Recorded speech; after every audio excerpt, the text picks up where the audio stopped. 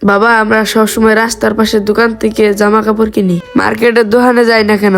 বাজান ওই মার্কেট গুনা সাহেবদের লাগে। আমার আম্মা তো আমাকে সাহেব বলে ডাকে, তাহলে আমাকে একটা মার্কেট থেকে পাঞ্জাবি কিনে দেন।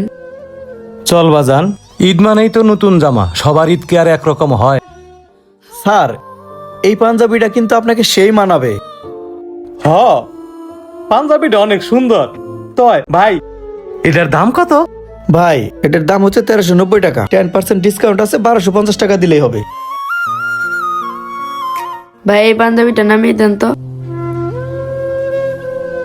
বাবা আমি এটা নেব। ভাই ওই ছেলের পাঞ্জাবিটার দাম কত? স্যার, বাচ্চার পাঞ্জাবির দাম 1390 টাকা।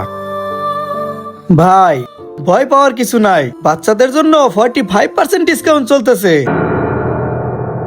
তাহলে ডিসকাউন্ট বাদ দিয়া এটার দাম কত?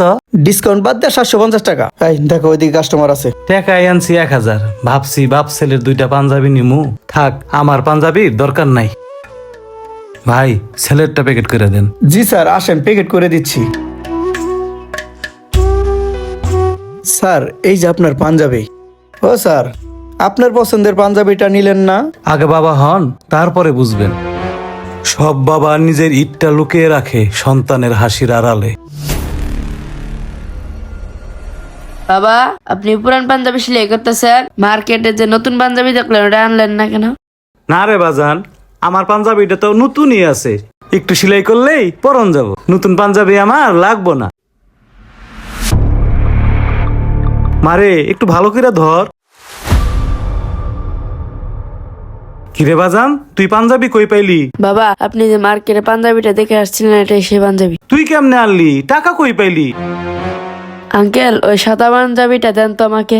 রুবেল, পাঞ্জাবিটা প্যাকেট করো তো, ওনাকে দাও। এই পাঞ্জাবি নেও।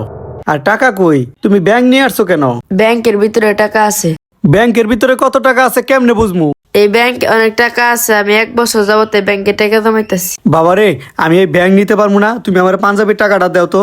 আমার আব্বা ওই দিন পাঞ্জাবিটা দেখে গেছিল, টাকা ছিল না থেকে নিতে পারে না, সেজন্য আজকে আমি এই ব্যাংকটা নিয়ে এসেছি। রুবেল, পাঞ্জাবিটা ওকে দিয়ে দাও, টাকা লাগবে না। কি বলতেছেন? এত দামি পাঞ্জাবিটা ওর মাগনা দিয়ে দিমু?